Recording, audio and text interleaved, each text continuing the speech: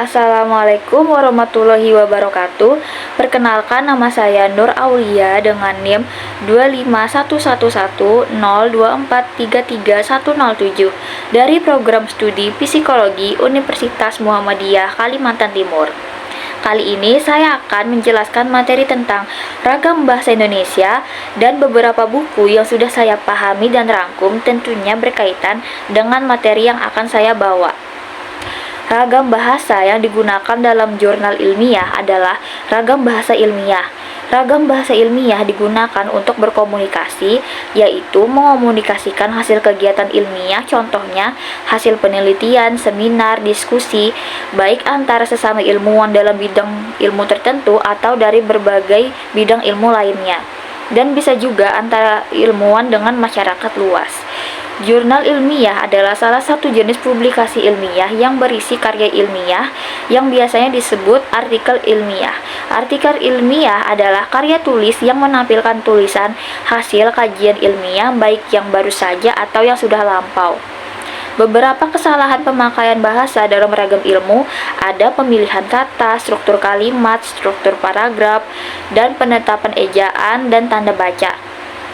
Selanjutnya, ciri dan sifat ragam bahasa ilmiah terdapat 4, yaitu jelas, tepat, lugas, dan formal. Dalam kejelasan dan ketepatan isi karya dapat diwujudkan dengan menggunakan kata yang jelas dan tepat, kalimat tidak berbelit, struktur paragraf yang runtut, lalu kelugasan dan keformalan bahasa diwujudkan dengan menggunakan kalimat pasif. Ciri-cirinya yaitu ada 1. Cendekia, penggunaan bahasa yang mengungkapkan hasil berpikir logis dengan menerapkan diksi secara tepat.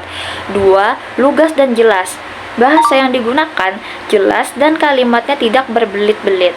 3. Gagasan sebagai pangkal tolak, pilihan bentuk kalimat yang digunakan cenderung kalimat pasif.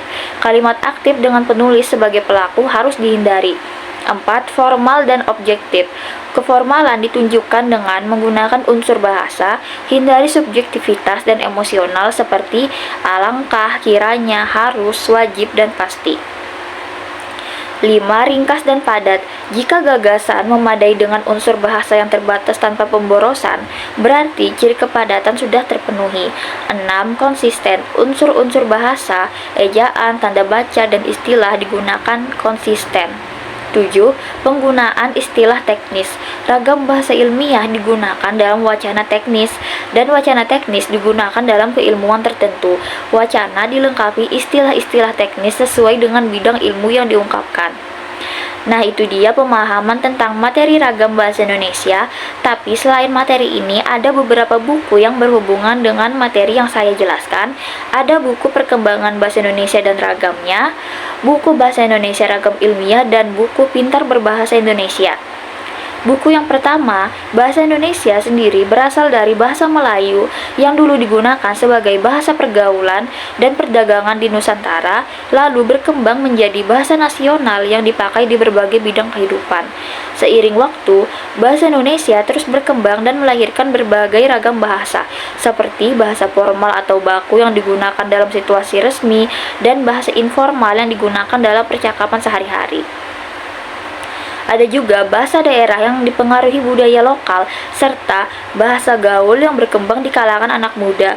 Menurut saya, keberagaman ragam bahasa ini menunjukkan bahwa bahasa Indonesia itu hidup dan terus berubah mengikuti perkembangan zaman. Sehingga penting bagi kita untuk bisa menyesuaikan penggunaan bahasa dengan situasi agar komunikasi jadi lebih jelas dan tetap saling menghargai.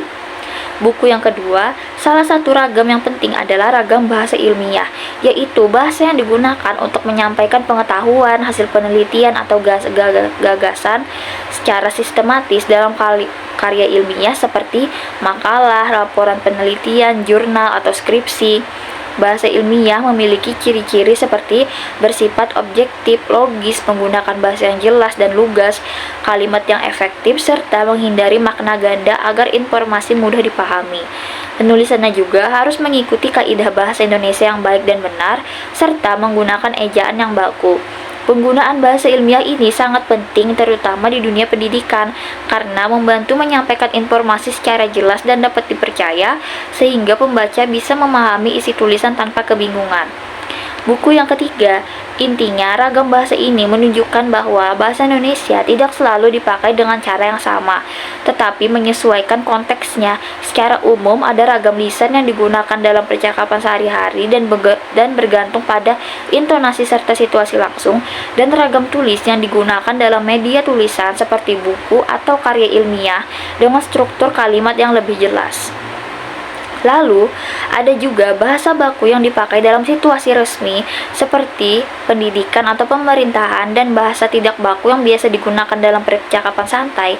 Ragam bahasa juga bisa dibedakan berdasarkan bidang tertentu seperti pendidikan, jurnalistik, atau hukum yang memiliki istilah khas. Menurut saya, keberagaman ragam bahasa ini justru menunjukkan bahwa bahasa Indonesia itu fleksibel dan bisa menyesuaikan dengan kebutuhan masyarakat yang beragam, sehingga penting bagi kita untuk bisa menggunakan ragam bahasa yang tepat sesuai situasi agar komunikasi terus berjalan baik. Materi ini menunjukkan bahwa bahasa kita sangat kaya dan mampu menyesuaikan diri dengan berbagai situasi. Hal ini seharusnya membuat kita semakin bangga dan termotivasi untuk menggunakan bahasa Indonesia dengan baik dan benar, baik dalam kehidupan sehari-hari maupun dalam dunia pendidikan. Dengan menghargai dan menggunakan ragam bahasa secara tepat, kita ikut menjaga persatuan sekaligus melestarikan bahasa Indonesia sebagai identitas bangsa. Dan sudah selesai penjelasan saya membahas tentang keberagaman bahasa Indonesia.